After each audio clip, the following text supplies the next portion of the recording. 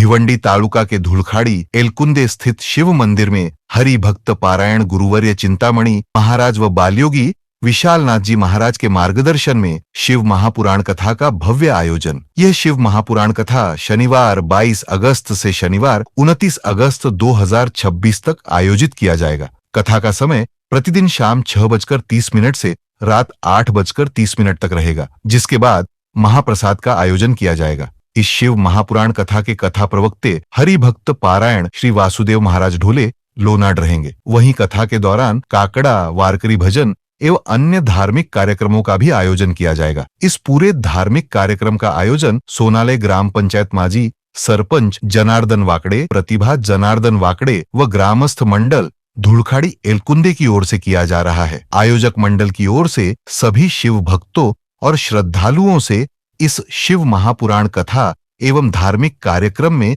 अधिक से अधिक संख्या में उपस्थित होकर धर्म लाभ लेने की अपील की गई है।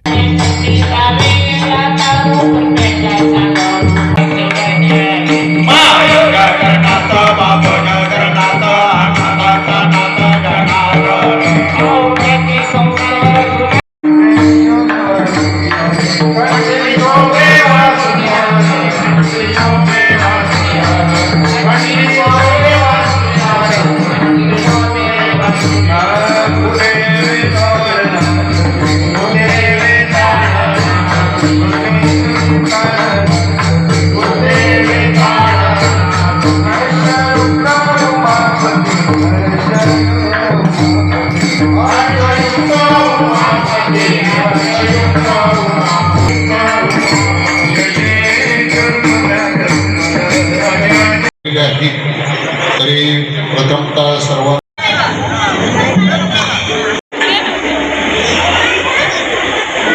आपल्या श्री शिव महापुराण कथेचा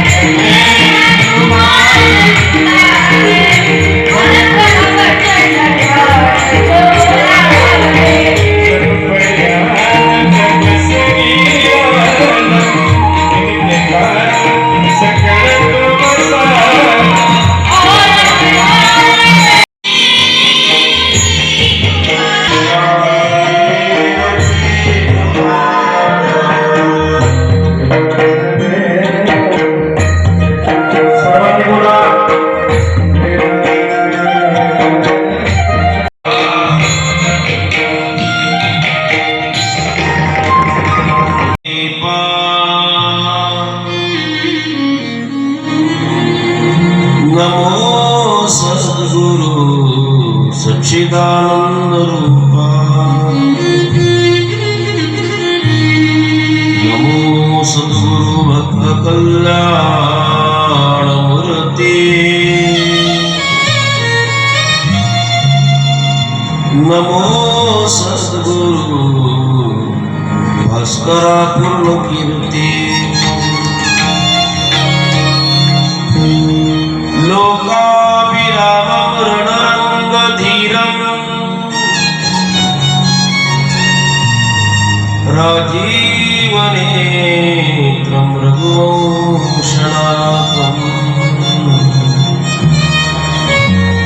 कारुण्यरूपं करुणाकरन्तम्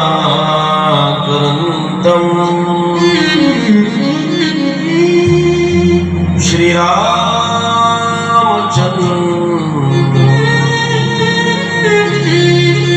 शरणं प्रपद्ये। मनोजवं मारुततुल्यवेगं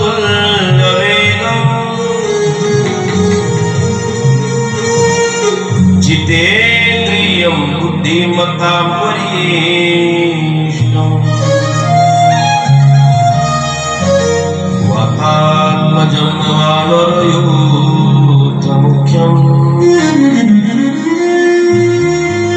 श्रीरामदूतं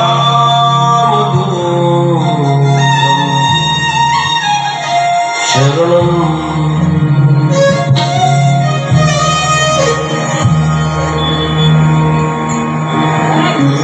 कैलासराणा शिवचन्द्रमौळी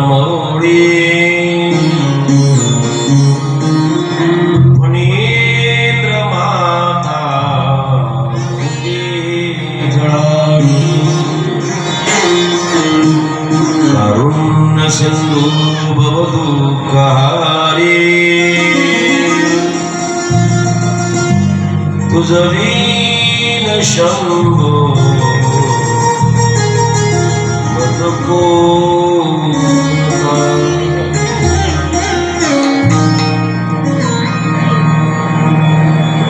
आता हृदय आपुली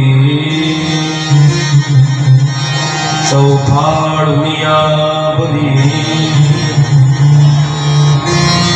वरी पैसौ पाऊले श्री गुरूंची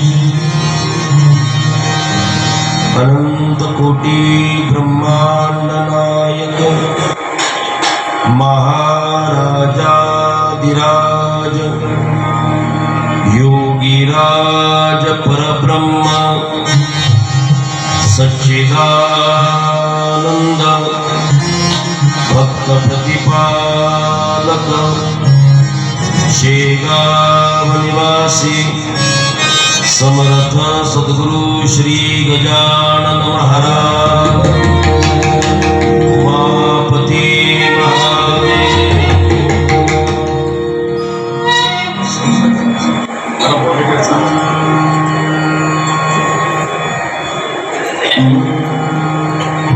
भगवान स्वरूप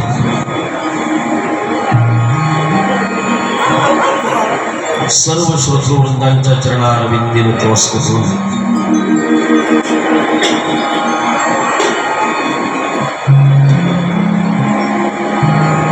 शिव मंदिर धुळखाडी एलकुंदे सोनाळे वैजोळे वालशिंद शिवनगर यांच्या विद्यमानी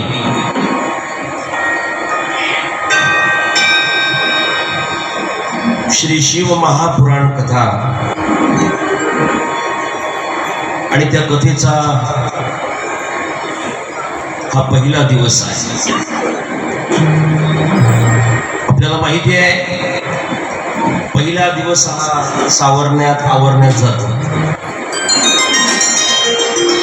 मग त्याच्यामध्ये सगळेच आले, अगदी कथाकारापासून तर श्रोत्यापर्यंत। तरी सुद्धा आपण आपल्या वेळेमध्ये या कथेचा प्रारंभ करत आहोत।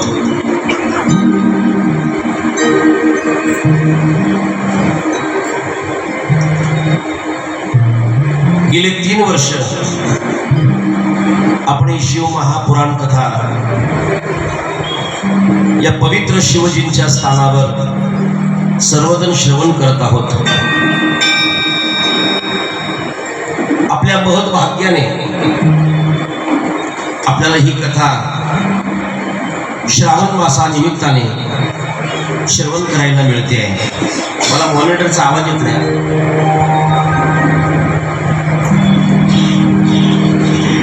जीवनाचं कल्याण करणारी शिव महापुराण कथा आहे. साधकाला भक्ती सुखामध्ये नाऊ घालणारी शिव महापुराण कथा आहे. अज्ञानाकडून ज्ञानाकडे पोहोचवणारी शिव महापुराण कथा आहे. दोषमुक्त करणारी शिव महापुराण कथा आहे. नराचा नारायण बनवणारी शिव महापुराण कथा आहे. प्रपंच असो अथवा परमार्थ असो,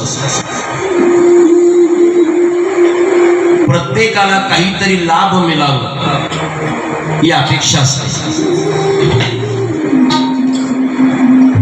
व्यवहारामध्ये आपण जर पाहायला गेलो, एखादा जर नोकरी शोधायला गेला तर तो अगोदर काम विचारत नाही, अगोदर पगार विचारतोय. मला तुम्ही काम काय द्याल याचा विचार करत नाहीये, तुम्ही मला पगार किती द्याल. आणि जर त्याला त्याच्या मनाप्रमाणे लाभ होत असेल तर तो काय करतो, काम काय आहे हे विचारतोय. म्हणजे प्रपंच जरी असला तरी अगोदर लाभ काय मिळतोय याचा विचार सांगितलेला आहे. तसा प्रपंचामध्ये मनुष्य लाभाशिवाय प्रपंच करत नाहीये, तसा परमार्थामध्ये सुद्धा मनुष्य लाभाशिवाय परमार्थ करत नाहीये. बऱ्याच लोकांच्या मनात शंका निर्माण होते, मी कथेला का म्हणून जाऊ, मी तिथे कथेला गेल्याने मला काय मिळणार आहे, काय माझ्या पदरामध्ये फळ मिळेल, काय मला लाभ होईल, मी एवढी वेळ तिथे जाऊन का बसू, हा मनामध्ये श्रोत्याचा विचार येतो आहे. आणि मग कुठेतरी असं वाटतं की एवढं श्रवण केल्याचा काय फायदा आहे, हा श्रोत्याच्या अंतःकरणाला पडलेला प्रश्न आहे. पण ऐका, शिव महापुराण कथेने आपल्याला काय दिलंय, काय देते. शिव महापुराण कथा श्रवण केल्याने आपल्या पदरात काय पडेल, काय फायदा होईल. सुरुवातीलाच ते फायदे सांगून जातो आहे. आवाज ब्लास्ट होतो, शांत आवाज येतच नाही, लोकांपर्यंत स्पष्ट आवाज गेला पाहिजे. 6 प्रकारचे फायदे प्रामुख्याने मी तुम्हाला सुरुवातीला सांगणार आहे. अगोदर मला काय मिळेल हा प्रश्न जर सुटला ना तर माणसं कथेच्या श्रवणाकरता प्रवृत्त होतात. मला काय मिळेल हे फार महत्वाचं आहे. मग काय मिळेल आम्हाला शिव महापुराण कथा श्रवणाने? पहिला फायदा, जीवनातली आमच्या भीती निघून जाईल. शिव महापुराण कथेच्या श्रवणाने दुसरा फायदा, आमच्या जीवनात भोग आणि मोक्षाची प्राप्ती होईल. शिव महापुराण कथा श्रवणाचा तिसरा फायदा, आमच्या जीवनातलं पाप निघून जाईल. शिव महापुराण कथेच्या श्रवणाचा 5वा फायदा, आमच्या जीवनातून मृत्यूचं भय निघून जाईल आणि मेल्यानंतर आमची शिवगणामध्ये गणना होईल. आणि शिव महापुराण कथेचा 6वा फायदा, मानसिक शांती माणसाला प्राप्त होईल. असे 6 प्रकारचे लाभ शिव महापुराण कथेच्या श्रवणाने आपल्याला प्राप्त होत आहे. 7 दिवस आपण जो अनुभव घेऊ नये इथे, तो अनुभव आपल्याला आयुष्यात कधी आला नसेल आणि पुढे येऊ शकत नाहीये. पण या 7 दिवसाची आपल्याला अनुभूती येईल ना, ती अनुभूती आपल्याला जीवन कसं जगावं हे मात्र काय करेल, शिकवून जाईल. बऱ्याच वेळेला अनेकांना प्रश्न पडले जातात. काय प्रश्न आहे की एखाद्या तरुणाला वाटतं माझं लग्न होत नाहीये, मग तो याच्याकडे जातो त्याच्याकडे जातोय. कोणीतरी सांगताय तुला ही शांती करावी लागेल, तुला ती शांती करावी लागेल. तो सांगितल्याप्रमाणे शांती सुद्धा करतोय, पण तरी सुद्धा त्याला काही फरक पडत नाहीये. ऐका, आपल्याला शिव महापुराण काय सांगताय. एक लोटा भरून पाणी घ्या, तांब्या भरून पाणी घ्या. 12 महिने प्रदोषाचे असतात. 12 महिने प्रदोषाचे 12 उपवास करा. 6 ते 7 हा जो कालावधी आहे हा प्रदोष कालावधी आहे. या कालावधीमध्ये पाण्याने भरलेला लोटा हातात घ्या, भगवान शिवजींच्या मंदिरात जा. पण मंदिरात गेल्यानंतर दक्षिणेकडे पाठ करा आणि उत्तरेकडे तोंड करा आणि भगवान शिवलिंगाच्या बरं का वर पाण्याचा काय करा, पाण्याची डहाळ सोडा. असा जर प्रयोग जर तुम्ही केला ना तर 4 ते 5 दिवसात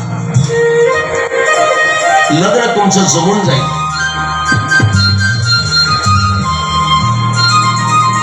आपल्याला हे सगळं शिव महापुराण कथेमध्ये श्रवण करायला मिळते आहे.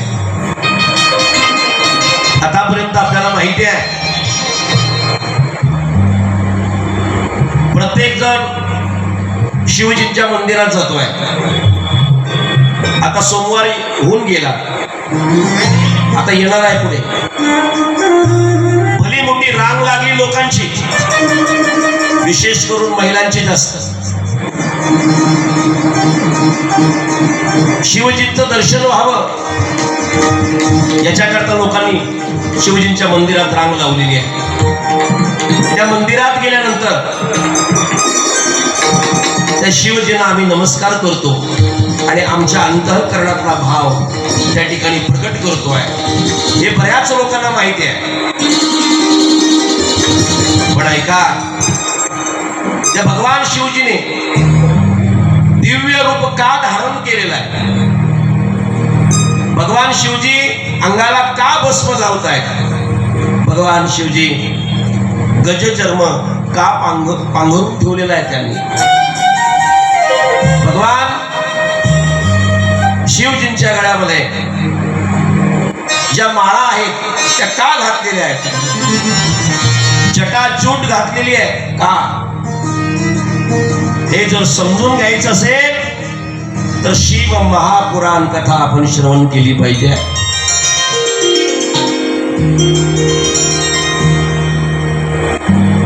आपल्याला माहिती आहे पहिला दिवस म्हणजे प्रस्तावनेचा दिवस असतो.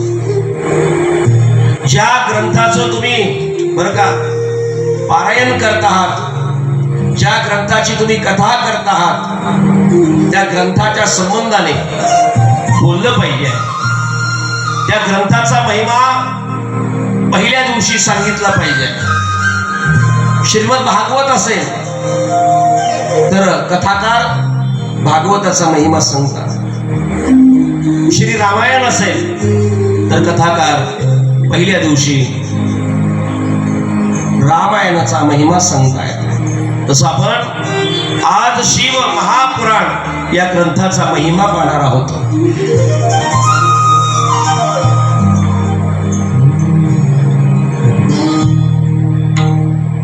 अजूनही मला जास्त साखर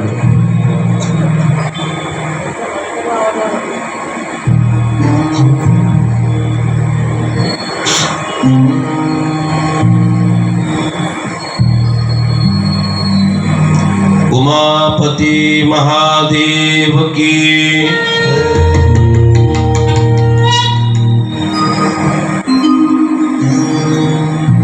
शिव महापुराण कथा हराची कथा आहे. भगवान शिवजींना आम्ही काय म्हणतो? हर हर महादेव, म्हणजे ही हराची कथा आहे. पण आमच्या वारकरी संप्रदायामध्ये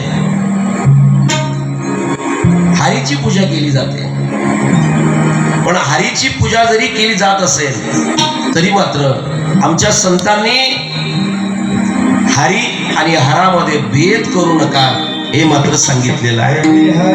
हरी हरा भेद नाही नका करू वाद. जगद्गुरु तुकोबारायांचं मत आहे की हरी आणि हरा याच्यामध्ये कोणत्याही प्रकारे भेद करू नका हे आपल्याला सांगितलेलं आहे. यांच्या नावात जरी भेद वाटत असला तरी यांच्या स्वरूपात मात्र भेद नाहीये. नाही भेद. बऱ्याच वेळेला नावातल्या भेदामध्ये वाद निर्माण होतात. आपल्याला पटण्याकरता एक उदाहरण देतो, ऐका. फार गोड उदाहरण आहे. 2 ग्रस्त रेल्वेमध्ये प्रवास करत होते. रेल्वेमध्ये प्रवास करत असताना काही लोक भजन करतात, काही लोक पत्ते खेळतात, काही लोक पेपर वाचतात, काही लोक प्रेमाने गप्पा मारतात. हे आपल्याला सगळं दृश्य पाहायला मिळतं. दोघे जण प्रवास करत असताना त्यातला एक म्हणायला लागला, माझा मामा महाराष्ट्रातला 1 नंबरचा गवई आहे, म्हणजे गायक आहे. गाव तर माझ्या मामानीच गाव, असा बऱ्याच लोकांना अभिमान असतो. गाव तर त्यांनीच, मग इतरांनी काय करावं? वाजवावं तर त्यांनीच, मग इतर वाजवतात ते काय? याला अभिमानच म्हणावं लागेल. गाव तर त्यांनीच, आमच्या मामानेच गाव. हे बोलत असताना लगेच दुसरा म्हटला, माझ्या काकासारखा गवई या महाराष्ट्रात नाही. तोही म्हटला, गाव तर माझ्या काकानीच गाव. या 2 ग्रस्तांची त्या रेल्वेच्या डब्यामध्ये भांडण चालू आहे. हा म्हणतो माझा काका महाराष्ट्रातला 1 नंबरचा गवई आहे. हा म्हणतो माझा मामा महाराष्ट्रातला 1 नंबरचा गवई आहे. बोलून थांबले नाहीत, शरीर संबंधापर्यंत आले. एकामेकाला पकडलं त्यांनी. बाजूची माणसं धावली, अरे काय करतात? असेल तुमचा काका गवई, असेल तुमचा मामा गवई, कशाला वाद करतात? माणसाला दुसऱ्याचा मोठेपणा करायला खूप आनंद होतो. भले तो आपल्याला विचारू द्या, अगोदर न विचारू द्या, पण नुसताच मोठेपणा. भांडण सोडवली महाराज. प्लॅटफॉर्मवर उतरले, दोघेही टांग्यात बसले आणि जिथं जायचं होतं तिथं आले. त्या रेल्वेमध्ये एक माणूस त्यांचं भांडण पाहणारा होता, तोही तिथे आला. दोघेही एकाच घरात आले. ऐकताय ना? दोघेही एकाच घरात आले. त्यांना पाहिल्याबरोबर ज्याने त्यांचं भांडण पाहिलं होतं ते विचारू लागले, का हो आता तर तुम्ही भांडत होता आणि दोघेही तुम्ही इथंच आलात? त्यावेळेला त्यातला एक ग्रस्त म्हटला, हा माझा मामा आहे. दुसरा ग्रस्त म्हटला, हा माझा काका आहे. नावं जरी भिन्न असली तरी व्यक्ती मात्र एकच होती. याचा मामाही तोच होता आणि याचा काकाही तोच होता. व्यक्ती एकच होती, पण याचा काका होता, याचा मामा होता. भांडणं कशावरून आहेत? नावावरून आहेत, स्वरूपावरून नाही. तसं हरी आणि हर ही नावं तरी भिन्न असली तरी स्वरूप मात्र एकच आहे. हरीच्या हृदयात हर आहे आणि हराच्या हृदयात हरी आहे. एक एकाचे हृदय कोणी साखरेच्या ठाई. तसं साखरेत गोडी आहे आणि गोडीत साखर आहे. तसं भगवान शिवजींच्या हृदयात हरी आहे आणि हरीच्या हृदयात भगवान शिवजी आहे.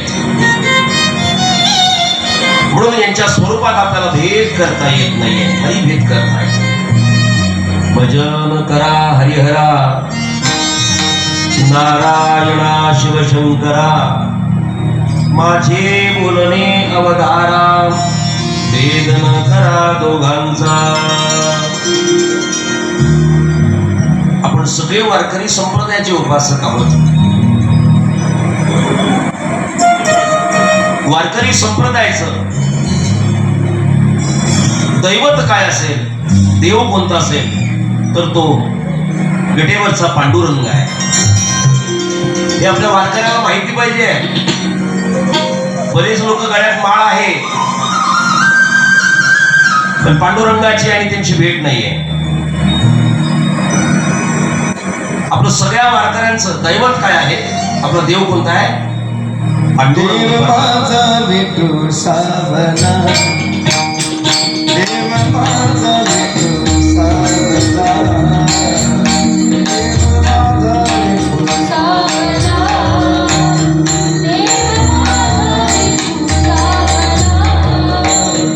देव माझा विठू सावला, देव माझा विठू सावला.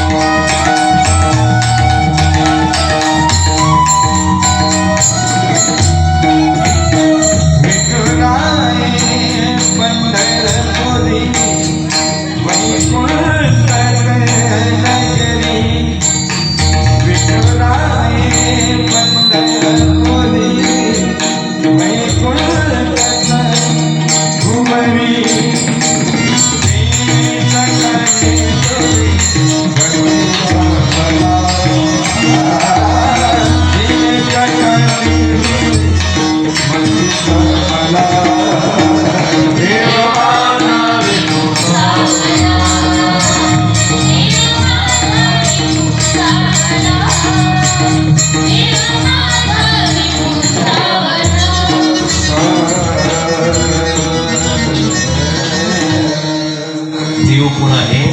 पांडुरंग परमात्मा आहे. त्या पांडुरंगाचं ज्ञान आपल्याला व्हावं, तो पांडुरंग परमात्मा आपल्याला कळावा असं वाटत असेल ना, तर आपण शिवजींचे उपासक झालो पाहिजे. भगवान शिवजी आपल्याला त्या देवाला ओळखण्याचं ज्ञान प्राप्त करून देत आहेत. ज्ञान प्राप्त करून देत आहेत. वारकरी संप्रदायामध्ये भगवान शिवजींचं खूप मोठं स्थान आहे. खूप मोठं स्थान आहे. आपण दररोजच हरिपाठामध्ये बोलतो आहोत. आदिनाथ गुरु सकळ शीतांचा, मच्छिंद्र तयाचा मुख्य शिष्य. आदिनाथापासून चालत आलेली ही परंपरा आहे. परंपरा आहे. वारकरी संप्रदायाने भगवान शिवजींना गुरु म्हणून स्वीकारलेला आहे. वारकरी संप्रदायाने माऊली ज्ञानोबारायांना आई म्हणून स्वीकारलेला आहे. आणि वारकरी संप्रदायाने आद्यगुरु शंकराचार्यांना बाप म्हणून स्वीकारलेला आहे. तुम्हाला ज्ञान पाहिजे ना, भगवान शिवजींची उपासना करा. तुम्हाला मोक्षापर्यंत जायचं आहे ना, भगवान शिवजींची उपासना करा. हा शिव महापुराणाचा महिमा आहे. महिमा आहे. बऱ्याच वेळेला आपण प्रपंचातली माणसं विचार करत बसतोय, अरे आपल्या घरात एवढी माणसं आहेत, आमचं पटत का नाहीये? भावाभावांमध्ये का जमत नाहीये? जावाजावांमध्ये का जमत नाहीये? आमचं शरीर चांगलं का नाहीये? निरोगी का नाहीये? बऱ्याच वेळेला माणसं असा विचार करतायत. आमचं गारण आम्ही कोणाला सांगावं? आमचं दुःख आम्ही कोणाला सांगावं? असा मनात जर प्रश्न पडला असेल तर भगवान शिवजी बोलतायत, तुमचं कारण मला सांगा, तुमचं दुःख मला सांगा, तुमची संकट मला सांगा. तुमच्या संकटाचं निवारण, तुमच्या दुःखाचं निवारण मी करेन. तुमचं दुःख समाजापुढे सांगण्याचा प्रयत्न करू नका. समाजाचा स्वभाव फार विचित्र आहे. या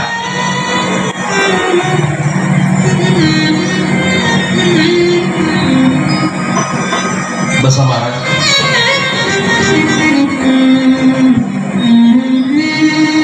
उमापती महादेव पवन सुत हनुमान. पण बऱ्याच वेळेला आपल्या जीवनातलं दुःख आपण दुसऱ्याला सांगण्याचा प्रयत्न करतोय. ती चूक कधीच करू नका. आपल्याला माहिती आहे आपण सगळे प्रापंचिक आहोत. आपण पेरू घ्यायला जातो. पेरू जाताय ना तुम्ही? पहिला मंडळ पेरू घ्यायला. तुमच्यासारखा सौदा कोणालाच करता येत नाही. मेथीची जुडी 5 रुपयाला जरी ती बाई बोलली ना तरी बाई म्हणते 3 रुपयाला देते का? आता काय तिचा जीव घेते? म्हणजे तुमच्यासारखा सौदा कोणालाच करता येत नाही. म्हणून बऱ्याच वेळेला मार्केटमध्ये बाई पुढे असते आणि हा मागे असतो. का? तर तो सांगतो मला काही त्यातलं कळत नाही, तुला काय घ्यायचं ते घे, मी तुझ्या पाठीमागे आहे. पेरू घ्यायला गेल्यानंतर अगोदर लोक विचारतात गोड आहे ना? काय विचारताय? गोड आहे ना? बरं, तुम्हाला त्यांनी सांगून जर विश्वास पटत नसेल तर तो काय करतो, एक कापलेला पेरू असतो तो लगेच त्याची एक फोड देतोय तुम्हाला. मावशी, तुम्हाला जर मी बोलतोय त्याच्यावर विश्वास नसेल ना तर काय करा, चाखून बघा, चव घ्या. आता बऱ्याच लोकांना तेच लागतं. पेड्याच्या दुकानात गेला की पेढा उचलून खायचा. टमाटरच्या त्या टोपली जवळ गेला की त्यातून एक टमाटर उचलून खायचा. बरेच लोक खात खात खात खात निघतात, घ्यायचं नाव नाही. अशी काही लोकांची सवय असते. पण मग मावशी म्हणते वा गोड आहे, घेते. पण घरी आल्यानंतर त्या पेरूला मीठ लावून खाते. हे गणित कसं काय? आता मीठ कसं आहे? गोड आहे का खारड आहे? काय आहे? खारड आहे. मग पेरू जर विचारताना गोड विचारते, गोड आहे का? गोड आहे म्हणून घेते, पण घरी आल्यावर त्याला मीठ लावून खाते. हे गणित कसं काय? हा समाजाचा स्वभाव आहे. आपण ज्या वेळेला आपलं दुःख सांगतो ना त्यावेळेला ते ऐकताना रडून ऐकतात, पण आपण बाजूला झाल्यानंतर दुसऱ्याला सांगताना हसून सांगतात. म्हणून आपलं दुःख दुसऱ्याला सांगू नका. देवा सांगू सुख दुःख, देवा सांगू सुख दुःख.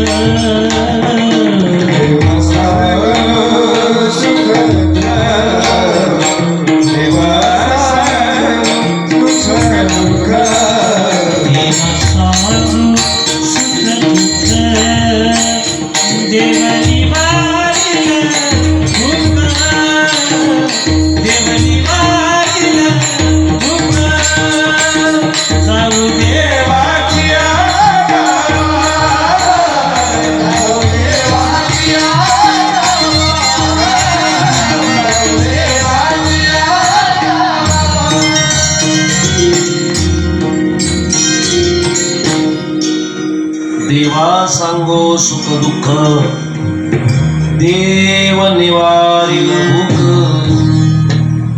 आपले दुःख आपली संकट भगवान शिवजींना सांगा. भगवान शिवजी बोलतायत मी तुम्हाला संकटातून मोकळं करेन, दुःखाची निवृत्ती मी तुमच्या जीवनामध्ये करेन. पण आपलं कारण आपण शिवजींना सांगूया.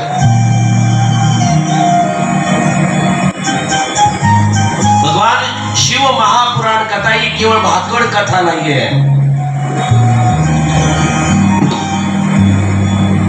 ही दिव्यत्वाकडे नेणारी कथा आहे. दिव्यत्वाकडे. या कथेला आमच्या संतांनी सत्संग म्हटलेला आहे. कथा म्हणजे काय आहे? सत्संग आहे. कथेमध्ये तिघे असतात महाराज. तिघे कोण कोण? देव असतो, भक्त असतात आणि देवाचं नाम असतं. कथा त्रिवेणी संगम देव भक्तानी नाम तिथीची उत्तम चरण रज वंदिता.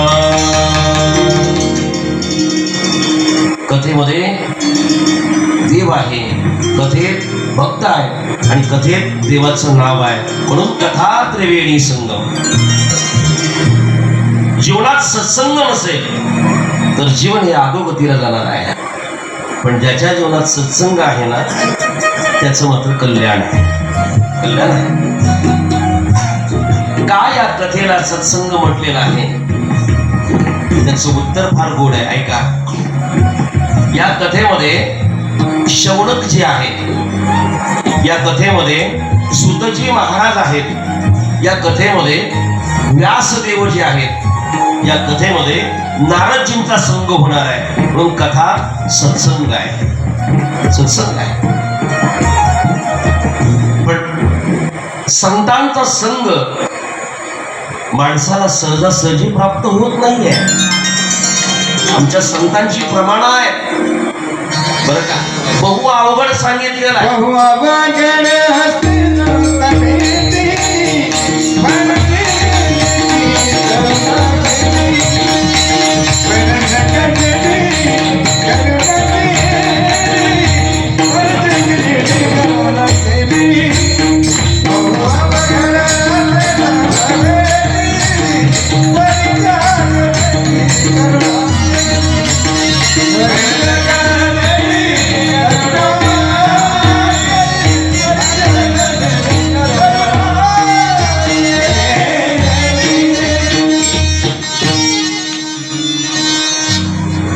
चंद्रामृत सुख सेववेल असता जाता रवी धरवेल बाह्याला सादर करवेल प्रीत्या साधूची भेटी न होईल गाव. या सगळ्या गोष्टी शक्य आहेत पण साधू संत भेटणं फार अवघड आहे. बहु अवघड असे संत भेटी परी किंवा तरी जग जेठी करुणा केली. संतांची भेट कधी होते महाराज? ज्या वेळेला परमात्मा आपल्यावर करुणा करतो तेव्हा. संतांच्या भेटीला देवाची करुणा लागते त्यावेळेला संतांची भेट होते. तो परमात्मा बरं का, तो परमात्मा स्वतः संतांच्या रूपाने येतोय. संतांच्या रूपाने येतोय.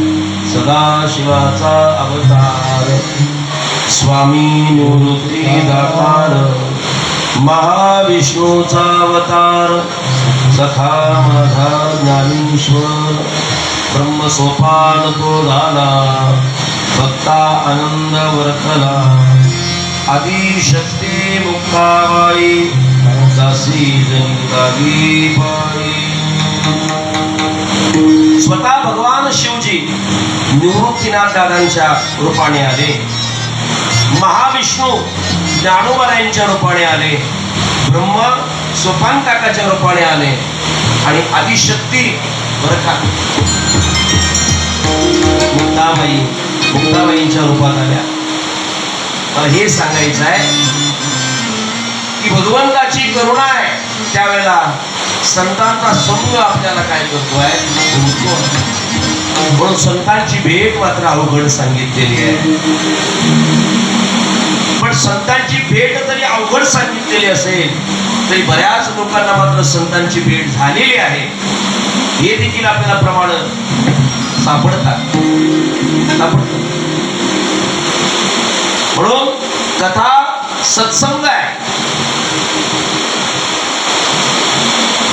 सत्संग प्राप्त होण्याकरता अनंत जन्माची पुण्याई लागते. बरं,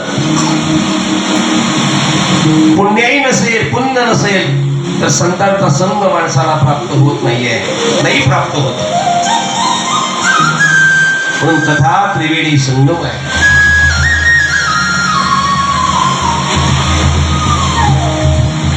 या पृथ्वीवर कणाकणामध्ये भगवान शिवजी आहे, कणाकणामध्ये आहे. असं एकही ठिकाण नाहीये की त्या ठिकाणी आमचे शिवजी नाहीयेत. म्हणून भगवान शिवजी महाविष्णूला विचारतायत का हो, सगळे लोक मला भेटायला येतात, तुम्ही काय येत नाहीये? त्यावेळेला महाविष्णूने सांगावं, शिवजी आपल्याला भेटावं अशी इच्छा असते, कधी कधी नाही तर रोज तुम्हाला भेटावं असं वाटतं, मग का भेटायला येत नाहीये? त्यावेळेला महाविष्णूने सांगितलं, तुम्हाला भेटायला येण्याकरता अगोदर या पृथ्वीवर पाय द्यावा लागेल, मग द्यायचा ना. त्यावेळेला महाविष्णूने सांगितलं, मी पाय द्यायला गेलो की त्या ठिकाणी तुमचं शिवलिंग मला पाहायला मिळतं आणि मग मी तुमच्या शिवलिंगावर कसं बरं पाय ठेवू? भगवान शिवजींना पटलं. बरं, शिवजी बोलले बरोबर आहे. मग महाविष्णूने सांगितलं, असा काही पर्याय काढा की तुमच्या शिवलिंगावर माझा पाय पडता कामा नये, तुमचा सतत मला संग व्हावा, असं काहीतरी पर्याय काढा. असं रूप मला सांगा की त्या रूपाला पाय नसतील. आता पाय नाही तर पाय ठेवण्याचा प्रश्न येतच नाही पृथ्वीवर. मग सांगा तुम्ही मला, असं रूप सांगा. त्यावेळेला भगवान शिवजी बोलले, तुम्ही सर्प व्हा. काय व्हा? सर्प व्हा, आणि मग मी तुम्हाला गळ्यात काय करेन, घालेन, आणि सतत आपला अखंड संवाद राहील. म्हणून सर्प महाविष्णूचं काय आहे, रूप आहे. उमापती महादेव की पवन सुत हनुमान की.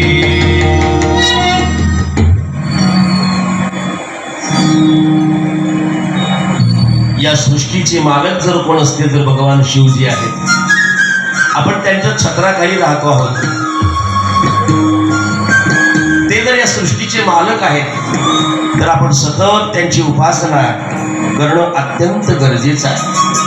आपल्याकडून भगवान शिवजींची उपासना झालीच पाहिजे, एवढं लक्षात ठेवा. एक लक्षात ठेवा,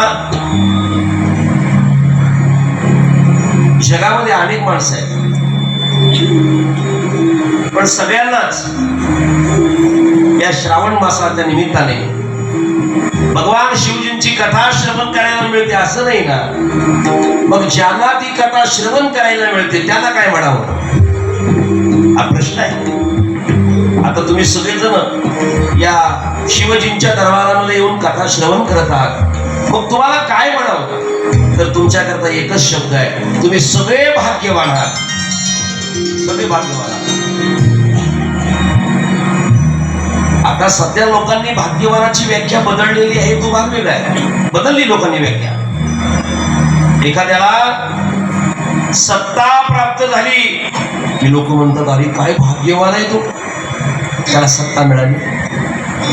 एखाद्याला चांगली पत्नी मिळाली की लोक म्हणतात, अरे वा काय भाग्यवान आहे, एवढी चांगली पत्नी त्याला मिळाली. एखाद्याला पुत्र प्राप्ती झाली की लोक म्हणतात, वा तो काय भाग्यवान आहे. त्याला पुत्रप्राप्ती झालेली आहे. एखाद्याकडे प्रतिष्ठा आली की लोक म्हणतात वा काय भाग्यवान आहे, त्याच्याकडे किती प्रतिष्ठा आहे. मागे पुढे माणसं फिरायला लागली.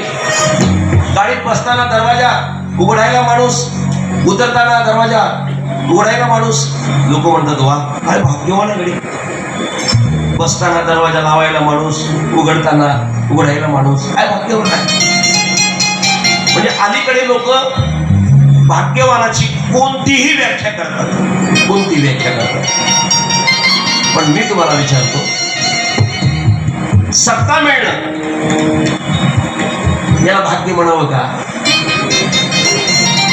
प्रतिष्ठा मिळणं याला भाग्यवान म्हणावं का? पुत्रप्राप्ती होणं याला भाग्यवान म्हणावं का? चांगली पत्नी मिळणं याला भाग्यवान म्हणावं? आमच्या साधू संतांना विचारा. भाग्य करी नो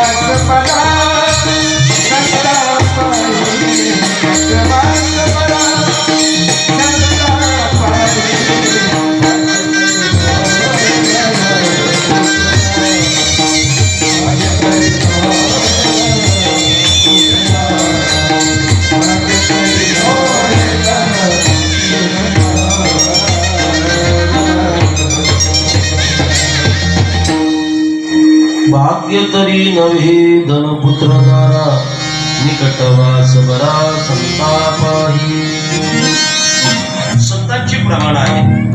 चांगली पत्नी मिळणं, मुलगा होणं, प्रतिष्ठा मिळणं, सत्ता मिळणं याला भाग्य म्हणता येत नाही.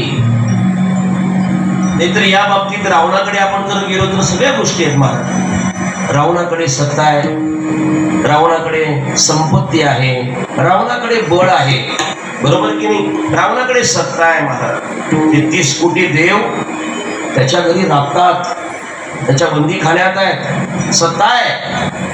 आता 33 कोटी देव जर त्याच्याकडे असतील तर बाकीच्या लोकांची काय आवश्यकता आहे? सत्ता आहे. रावणाकडे संपत्ती आहे महाराज, शुद्ध कांचनाची सप्तकोटी संपत्ती आहे. रावणाकडे बळ आहे. असं म्हणतात हातावर कैलास पर्वत घेऊन नाचायचा रावण, एवढं बळ होत.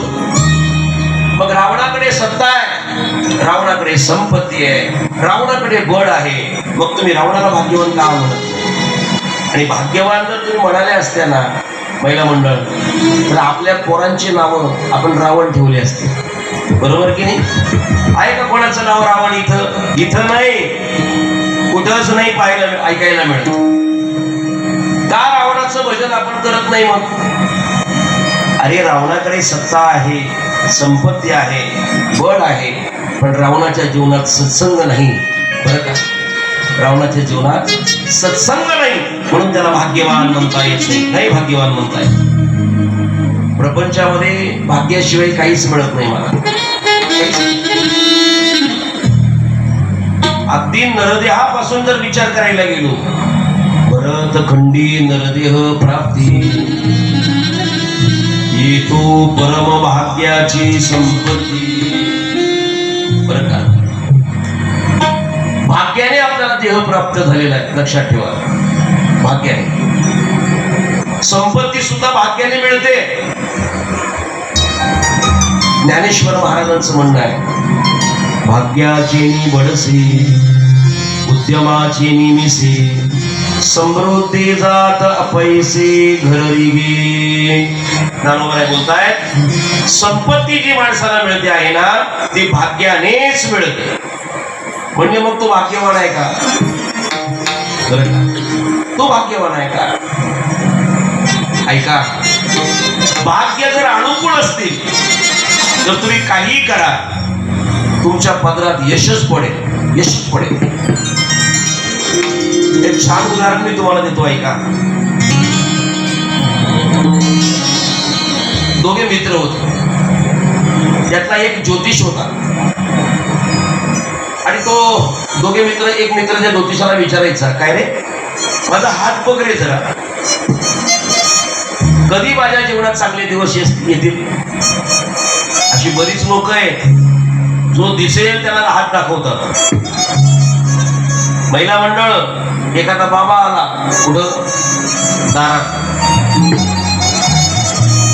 जर त्यांनी स्तुती करायला सुरुवात केली, बरेच स्तुतीच करतात. आता तुम्ही मला सांगा, तुमच्या दारात येणारा बाबा तुम्हाला ओळखत नाहीये, तुम्ही त्याचे नातेवाईक नाहीयेत, तरी तो एवढं तोंड भरून तुमचं कौतुक करतो. काय कारण? फक्त मला या माऊलीने काहीतरी द्यावं. तो कौतुक करायला सुरुवात करतो. तुमच्यासारखी बाई धुळखाडीत नाही. बाईला बरं वाटतं लगेच. बाईलाच काय, कीर्तन झाल्यावर एखाद्या बुवाची जर कोणी स्तुती केली तर थोडं का होईना पण त्याची छातीवर येते, वा आपल्याला कोणीतरी चांगलं बोललं. बरं वाटलं बाईला. सांगितलं, या घरात तुम्ही खूप कष्ट करता, तुम्ही सगळ्यांचं करता पण तुमचं कोणी करत नाही. बाईला अजून बरं वाटतं. बाबा या आतमध्ये या.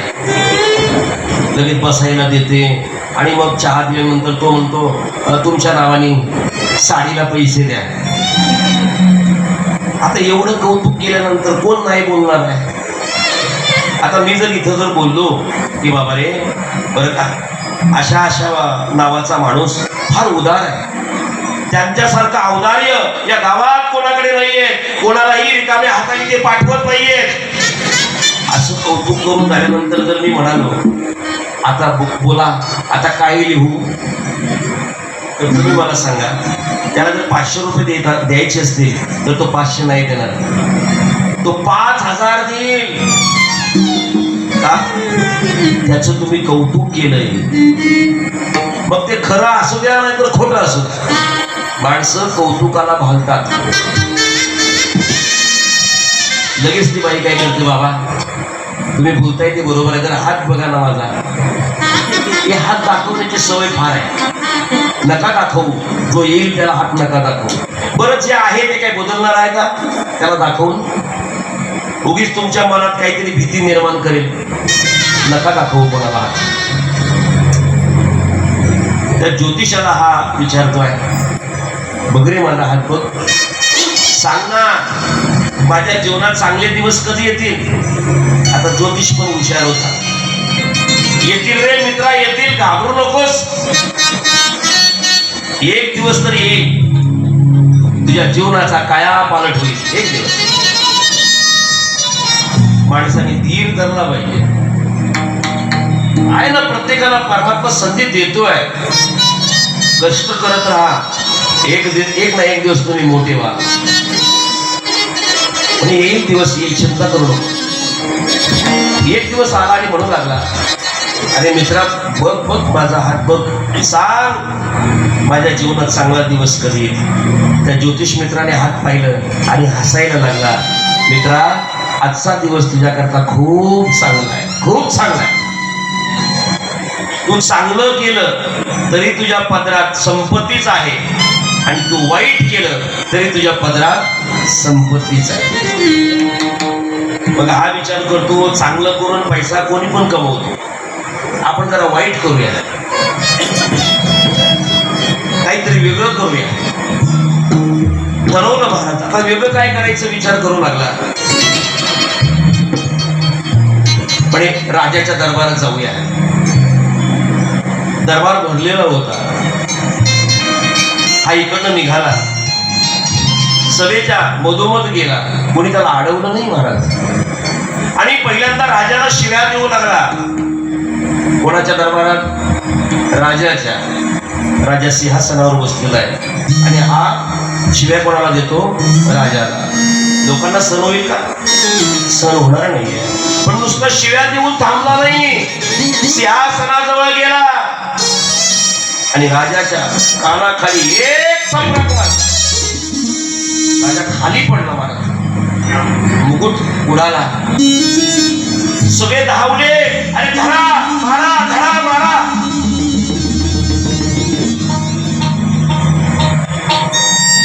एवढ्यात राजाने स्वतःला सावरलं आणि पहिल्यांदा तो मुकुट उचलला. तर त्या मुकुटामध्ये एक सर्पाचा पिल्लू होता. पिल्लू. राजाने त्या पिल्लूला बाजूला केलं बरं का, आणि मुकुट घातला आणि पहिल्यांदा सगळ्या सैन्याला आवाज दिला, अरे सोडा त्याला, तो महात्मा आहे. सगळे सैन्य म्हणायला लागले, आता तुमच्या चपराक मारली होती आणि तो महात्मा आहे म्हणता? अरे सोडा त्याला, मी म्हणतो ना सोडा. का तुम्ही त्याला महात्मा म्हणतात? तर त्यावेळेला सगळा वृत्तांत सैन्यांना सांगितला, याच्यामुळे माझा प्राण वाचलेला आहे, हा महात्मा आहे. बोलवलं महाराज इकडे. शिक्षा न देता राजाने पाद्यपूजा केली आणि 1,00,000 सुवर्ण मुद्रा त्याला दिल्या. आनंदाने निघाला महाराज.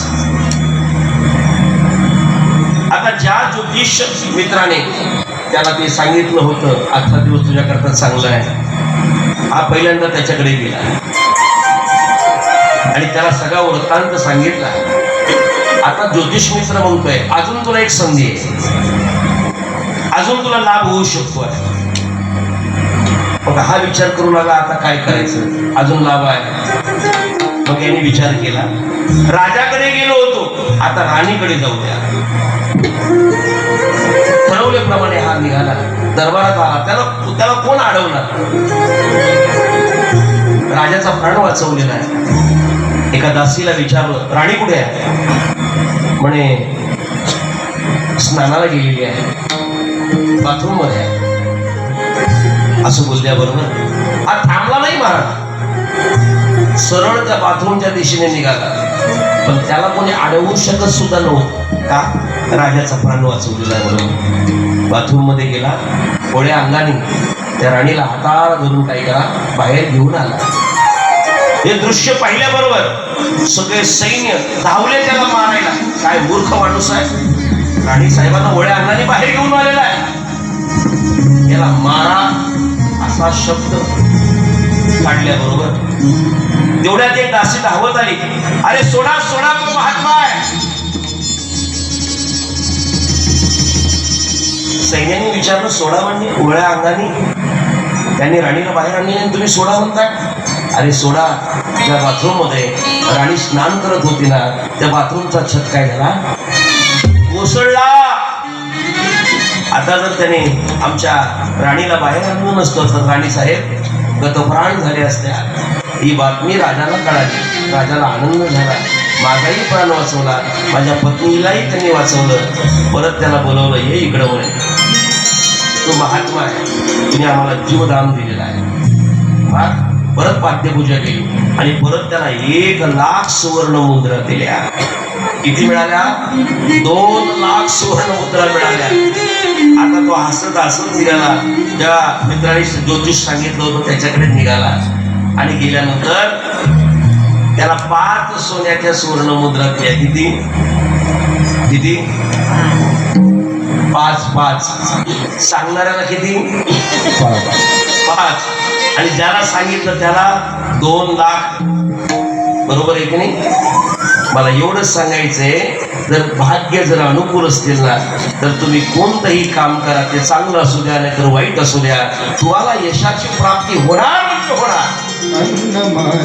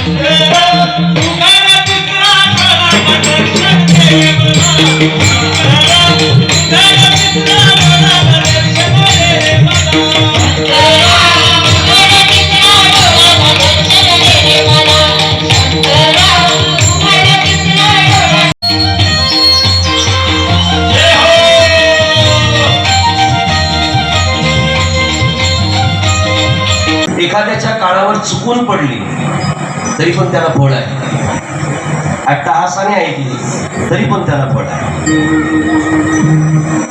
फार गोड कथा आहे, ऐका. शिव महापुराण ग्रंथ तुम्ही वाचायला घ्याल ना तर प्रारंभीच तुम्हाला ही कथा ऐकायला मिळेल.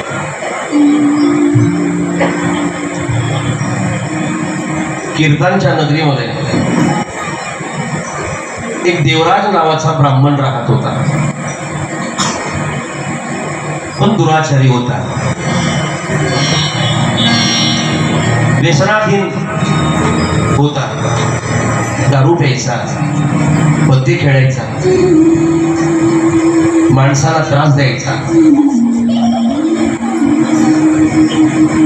त्याच्या जीवनात जे भोग त्याला समोर दिसत होते ते भोग तो भोगायचा, लोकांना लुटायचा. आई वडील चांगले होते पण संस्कार चुकले, त्याच्यामुळे हा मुलगा बिघडला गेला.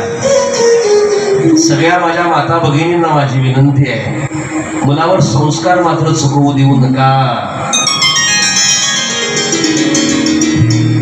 तुमचा परिवार किती चांगला असू द्या, तुम्ही कितीही चांगले असाल, पण मुलावरचे संस्कार जर बिघडले ना तर मुलाची मात्र बर्बादी होण्यापासून कोणीही वाचवू शकत नाही. मुलाकरता संपत्ती गोळा नका करून ठेवू, त्याच्या प्रारब्धाने त्याला जे मिळायचं ते मिळेल, पण मुलाकरता संस्कार मात्र गोळा करून ठेवा.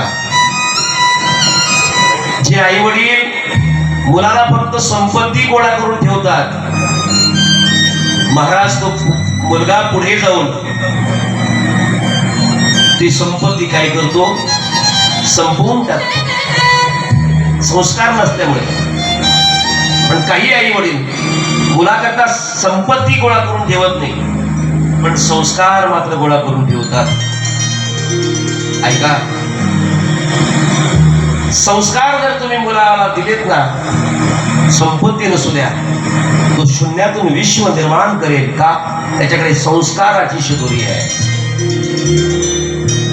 पण नुसती संपत्ती जर तुम्ही त्याला गोळा करून दिली, संस्कार त्याच्यावर नसतील, तर तो तुमची लाखोची संपत्ती मातीत घातल्याशिवाय राहणार नाही का, त्याच्यावर संस्कार नाहीये. म्हणून मुलाला अगोदर संस्कार द्या, कसं बोलावं, समाजात कसं वागावं, हे मुलाला शिकवणं आईचं कर्तव्य आहे. बाळा, शाळेत जाताना मस्ती करू नको, कोणाला मारू नको, कोणाची कोणती वस्तू चोरू नको. हे कोणी सांगावं, आईने सांगितलं पाहिजे. पण लहान पोरं एक महाराज, ते तक्रार घेऊन घरी आले, आई मला त्याने मारलं. आई लगेच बोलते, मग तू काय करत होता? अरे तू मारायचं ना त्याला. तुम्ही मला सांगा, असे जर संस्कार तुम्ही तुमच्या बाळाला दिले तर तो पुढे जाऊन गुंड झाल्याशिवाय राहील का?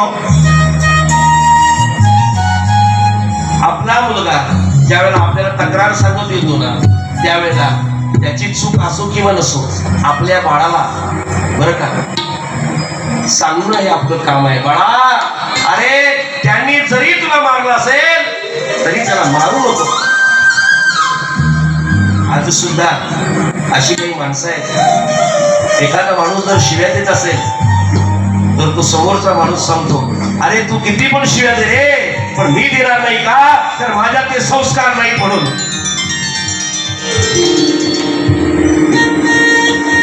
तुमच्यावर किती संस्कार आहे हे तुमच्या वागण्यावरून कळलं जातं. लक्षात ठेवा, गळ्यात माळ आहे म्हणून माणूस देव होत नाही. लक्षात ठेवा, गळ्यामध्ये माळ आहे, ज्या संप्रदायाची माळ आहे त्या संप्रदायाचे पथ्य सांभाळावे लागतील. नुसती माळ घालून थोडी माणूस देव होतो काय? ज्या साधना आपल्याला सांगितलेल्या आहेत, जे पथ्य सांगितलेले आहेत, ते आपल्याला पाळणं गरजेचं आहे. म्हणून संस्कार द्या. बस, महिला मंडळाच्या पहिल्या दिवसाच्या कथेतून हा संस्कार शब्द घरी घेऊन जा. मी म्हणेन पहिल्या दिवसाची कथा सफळ झाली. धन्य माता पिता तयाचिया हे धन्य माता पिता तयाचिया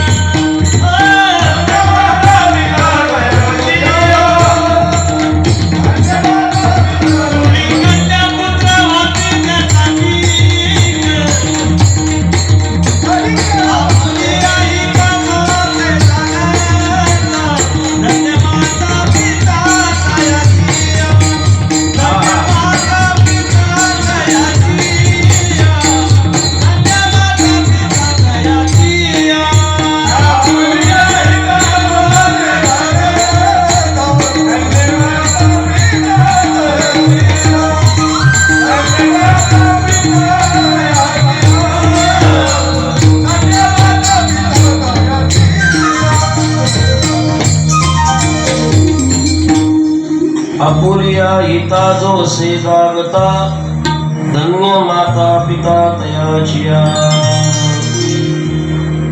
महिला मंडळ, आपला मुलगा जर चांगलं वागला तर लोक बाळाचं कौतुक जास्त करतात की त्याच्या आई वडिलांचं कौतुक जास्त करतात.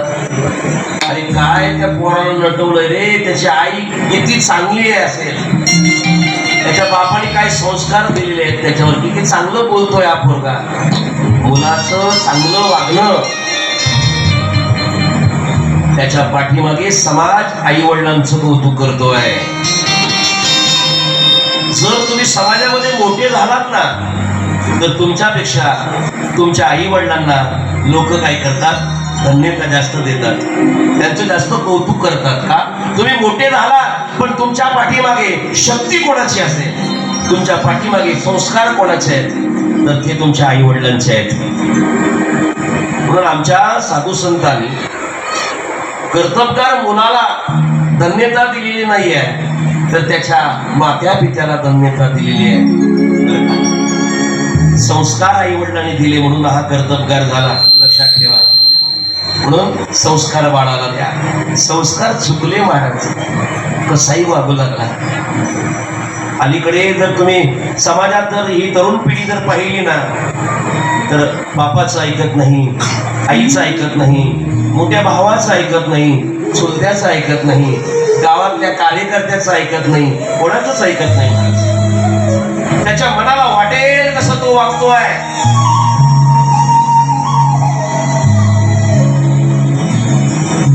लहान थोरल्याची पायरी नाही राहिली महाराजांची. अरे एखादा जर आपल्यापेक्षा वयाने मोठा असेल, ज्ञानाने मोठा असेल, विद्वत्तेने मोठा असेल तर त्याच्याकरता आपण आदरणीय शब्द वापरलं पाहिजे.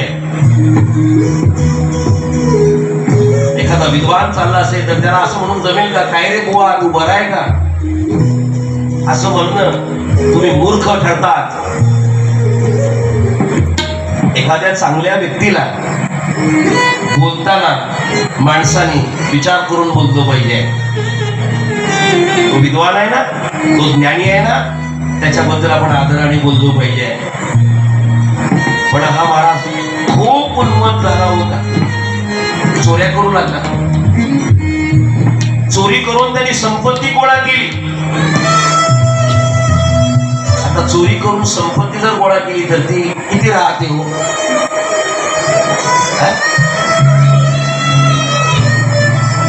संपत्ती कशी गोळा करावी याच्याकरता आमच्या संतांनी काही प्रमाण सांगितले.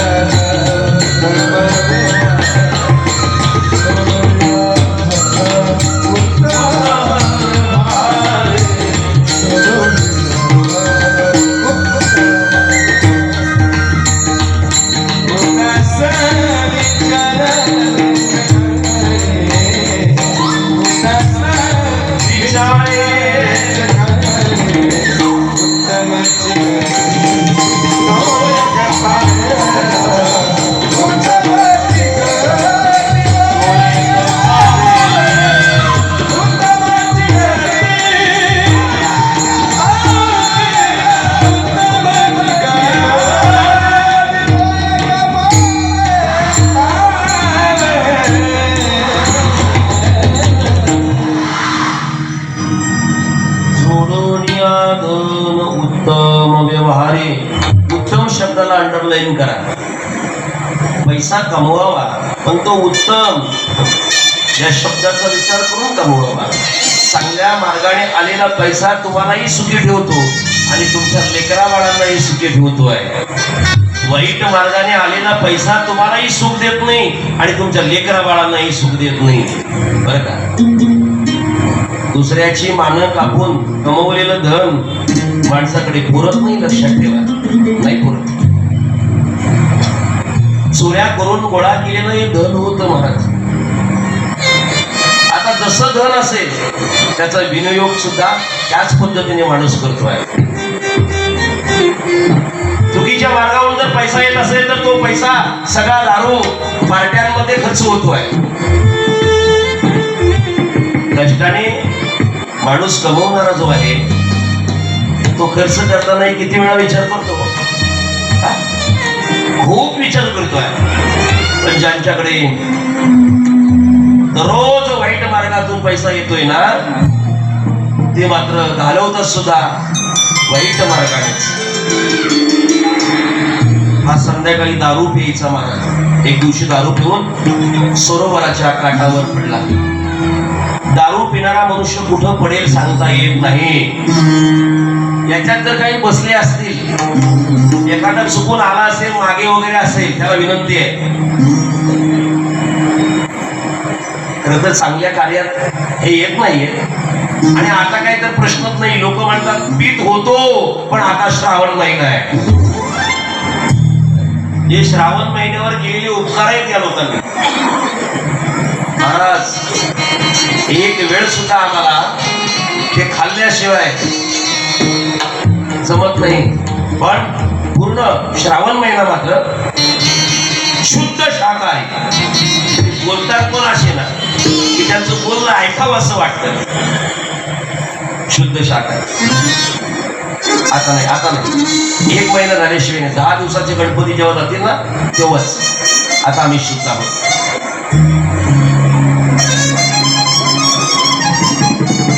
तो दारू पिऊन त्या काठावर पडला होता. मला दारू पिणाऱ्यांना माझी विनंती आहे, आपलं कुटुंब धोक्यात घालू नका, आपली आर्थिक परिस्थिती धोक्यात घालू नका.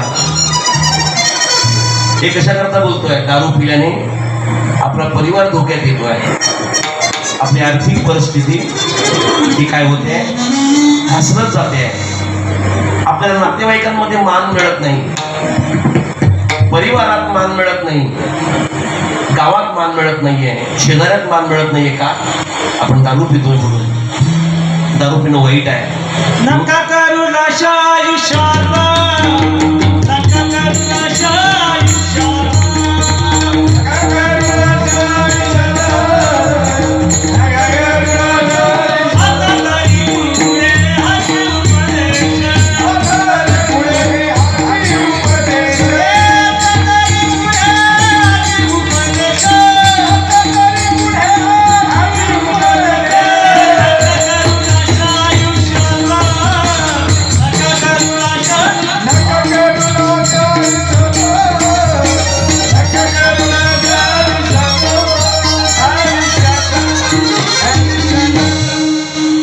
नका करू नाश आयुष्याचा. आमच्या संतांनी उपदेश करून सांगितलं, बाबा आयुष्याचा नाश करू नका. दारू पिऊन तुमचं आयुष्य उद्ध्वस्त घालवू नका, नका घालू. हा त्या काठावर पडलेला होता. त्या नगरातली एक वेश्या होती महाराज, तिचं नाव होतं शोभावती. त्या शोभावतीने आपल्या लोकांना सांगितलं त्याला उचलून आणा, त्याच्याकडे खूप पैसा आहे. त्या लोकांनी त्याला उचललं, त्या देवराज ब्राह्मणाला, आणि त्या शोभावती नावाच्या वेशीच्या घरात नेऊन त्याला ठेवलं महाराज. तो नशेमध्ये होता, पण ज्या वेळेला त्याची नशा उतरली ना त्यावेळेला ही शोभावती नावाची वेश्या त्याच्या पुढे नाचायला लागली. तिथं सौंदर्य याने पाहिलं, त्याच्या सौंदर्याला हा भालला गेला आणि विचारू लागला, तू कोण आहेस? मला इथं कोणी आणलं? त्यावेळेला त्या वेश्याने सांगितलं, या नगरातले जेवढे श्रीमंत लोक आहेत ना ते माझ्यावर मरतात म्हणजे प्रेम करतात. याला वाटलं नगरातले सगळे श्रीमंत लोक जर हिच्यावर प्रेम करतात, अरे ही जर माझ्यावर प्रेम करत असेल तर मी हिला स्वीकारली पाहिजे.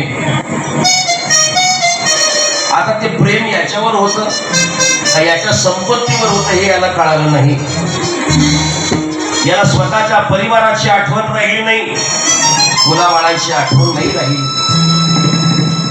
याने त्या शोभावती विषयाच्या घरात राहण्याचा निर्णय घेतला. काही दिवस निघून गेले. याच्याकडे संपत्ती होती ना, तेव्हा ती त्याच्यावर प्रेम करायची, त्याच्या इच्छा पूर्ण करायची. सगळी संपत्ती काय गेली, त्याच्याकडून काढून घेतली. आता त्याच्याकडे काही राहिलं नाही. तो संपत्तीनेही दारिद्र्य बनला आणि शरीरानेही सुद्धा काय झाला, तो मोहन झाला. दारू पिऊन पिऊन त्याचं शरीर असं सुखद चाललं होतं. टीबी पेशंट कसा असतो असा दिसत होता. आता याला घालवावं कसं, म्हणून काहीतरी युक्ती करावी लागेल. त्या वेशेने विचार केला आणि त्या देवराज ब्राह्मणाला बोलावलं. देवराज, माझ्यावर किती प्रेम करतो रे. खरं तर हे ज्या वेळेला आला होता त्याच वेळेला विचारायला पाहिजे होतं. ते विचारते तू माझ्यावर किती प्रेम करतोय. आता प्रेमाने पागळ झालेला यांनी सांगितलं ही मान कापून देईन तुला. एवढं प्रेम करतो म्हणे. हो मग ऐक, तुझी मान कापू देऊ नकोस. तुझ्या पत्नीची आणि तुझ्या 2 मुलांची मान मला कापणार, मग मी म्हणेन तुझं प्रेम आहे माझ्यावर. प्रेमाने आंधळी झालेली माणसं महाराज कोणाचाच विचार करत नाही. नाही विचार करत. माझ्या आईने मला किती प्रेम दिलंय, माझ्या बापाने मला कसं सांभाळलंय, माझ्या भावाने माझ्यावर किती प्रेम केलंय याचा विचार करत नाही.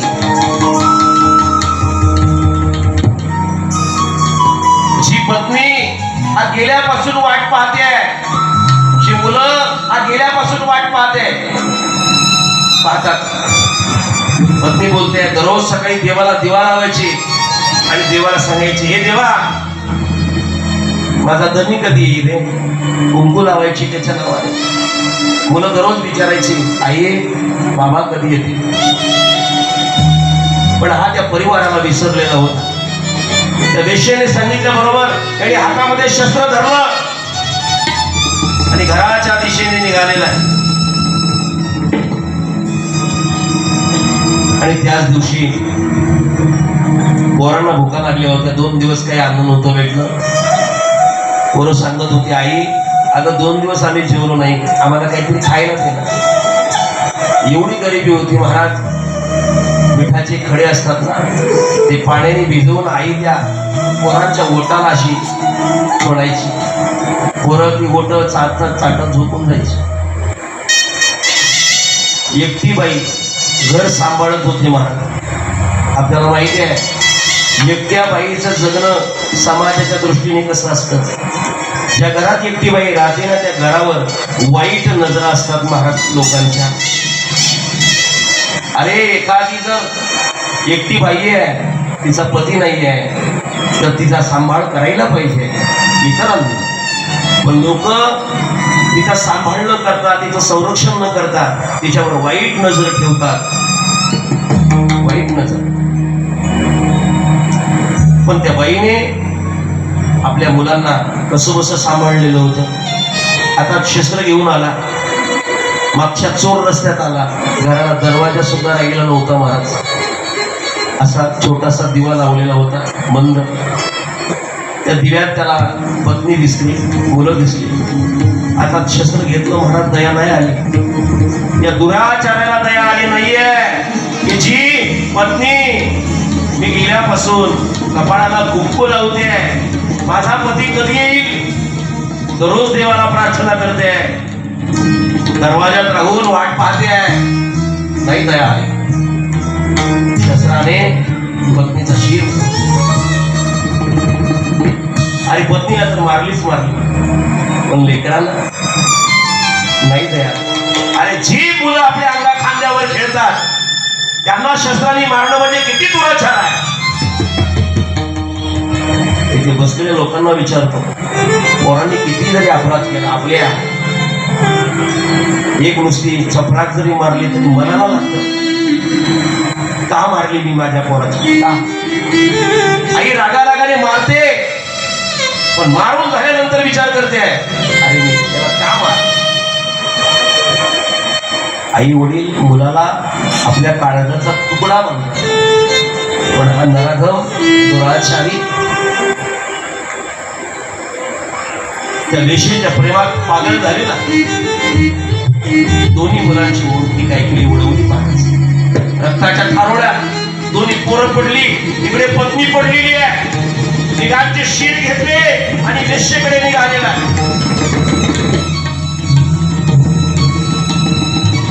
रक्त पडत पडत चाललेलं आहे. ज्या वेळेला त्या वेश्येच्या घरात गेला, ते वेश्येने दृश्य पाहिलं, डोक्याला हात लावला. पत्नीचं जे काय शिर होतं ना, कपाळाला कुंकू लावलं होतं महाराज त्या बाईने, आणि तिच्या तोंडातून सतत नवऱ्याचं नाव येत होतं. कापलेलं शिर, त्याच्यातून नवऱ्याचं नाव येत होतं. किती पतिव्रता असेल, किती स्वच्छ अंतःकरणात जीवन जगली असेल. ते पाहून मात्र त्या शोभावतीला वाटलं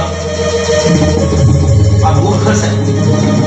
तो जसा पुढे आला ना, पुढे आला तशी ती जोराने ओरडली, अरे मागे हो मूर्खा, मागे हो. तुझ्यासारखा मूर्ख माणूस मी जगात पाहिला नाही.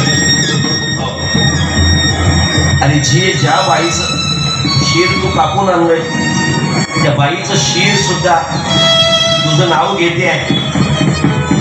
ज्या लेकरा बाळांना तू वाढवलं, त्या लेकरांचं शिर घेऊन आला. तू मूर्ख नाही तर काय, मागे हो. देवराज ब्राह्मणांनी सांगितलं, तुम्हीच सांगितलं होतं ना मला. अरे मी जरी सांगितलं तरी तुला दया नको यायला का? तू गेल्यापासूनची बाई तुझी वाट पाहते, पोरं वाट पाहतात, त्यांची शिर घेऊन, मानं घेऊन, मुंडकं घेऊन येत आकाश. तू मूर्ख आहेस, चाल माझ्या दरबारातून निघ. त्यांनी सांगितलं, तू असं का बोलते? अरे तिने 7 फेरे खाल्ले, तिला मारायला तू मागे नाही आलास. उद्या माझ्यातलं बरं का प्रेम कमी झालं, माझ्यावरचं जर मन उडालं तर तू मलाही काय करशील, असाच मारशील. हाकलून दिलं महाराज, हाकलून दिलं. आता विचार करू नका, आता करायचं काय? आता पर्याय काहीच राहिलं. आज जर माझ्या परिवाराला मी मारलं नसतं तर मी कसाही असू द्या, माझ्या परिवाराने मला सांभाळलं असतं. माझी पत्नी बोलली असती, आपण चटणी भाकर खाऊ, राहू आपण, तुम्ही नका जाऊ कुठे. पण त्या परिवारालाही यांनी मारलं होतं महाराज. किती दुराचारी आहे. गावोगावी फिरायला लागला, कोणी भीक सुद्धा याला देत नव्हतं. आणि मग एक दिवशी प्रसंग असा आला, सोमवारचा दिवस होता आणि सगळ्या महिला हातामध्ये आरत्या घेऊन निघाल्या होत्या. आता प्रसाद आहे, आरत्या आहेत. त्यांनी विचारलं, कुठे चालला? म्हणजे शिवजींच्या मंदिरामध्ये शिव महापुराण कथा आहे, ती श्रवण करायला चाललोय. म्हणे प्रसाद देता का? भूक लागली होती. म्हणे प्रसाद कथा झाल्याशिवाय प्रसाद नाहीये, चला मंदिरात चला. त्या महिलांच्या पाठीमागे निघालेला आहे. कथेला प्रारंभ झाला. कथा खूप छान चालू होती, पण पोटात आग पडली होती. आता श्रावण महिन्यात बरीच लोक शनिवार पण धरतात. भूक लागल्यावर माणसाला गोड लागते का कथा? याला नाही भूक लागली होती महाराज. याने केलं काही उठला तिथून आणि समोर अशी पिंड होती. त्या पिंडीच्या आजूबाजूला प्रसाद पडलेला होता. हा प्रसाद काय करायला लागला, वेचू लागला. तेवढ्या त्याला पाहिलं इतर लोकांनी आवाज दिला, अरे चोर चोर, पकडा त्याला. असं बोलल्याबरोबर सगळ्यांनी पकडलं महाराष्ट्रात, बेदम मारलं. तो गतप्राण झाला, मरण पावलं. आता मरण पावल्यानंतर यमदूत आले, मग त्यांच्या पाठोपाठ शिवदूत सुद्धा आले. दोघांमध्ये चर्चा झाली. हे गिराईक कोणाचं आहे? यमदूत म्हणतात हे गिराईक आमचं आहे का? कधी कीर्तन ऐकलं नाही, कधी भजन केलं नाही, कधी कथा ऐकली नाही, फक्त चोऱ्या केल्या, मारामाऱ्या केल्या. हे गिराईक कोणाचं आहे? आमचं आहे.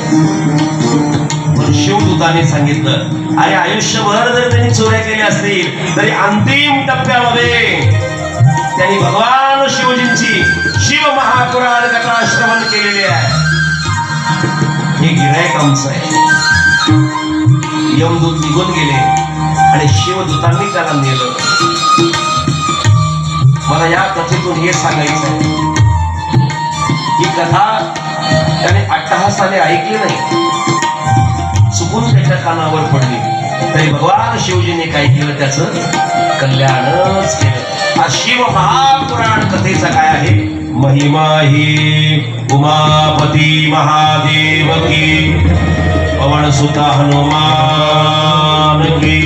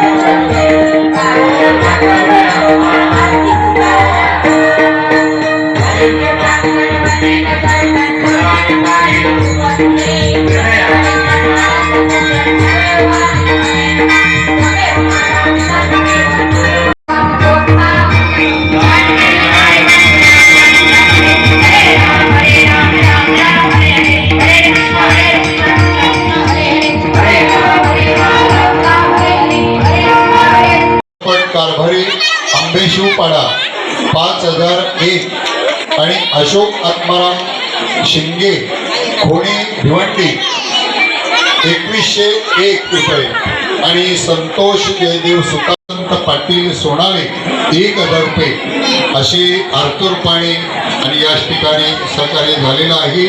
तरी सर्वांचा अगदी मनापासून आभार आणि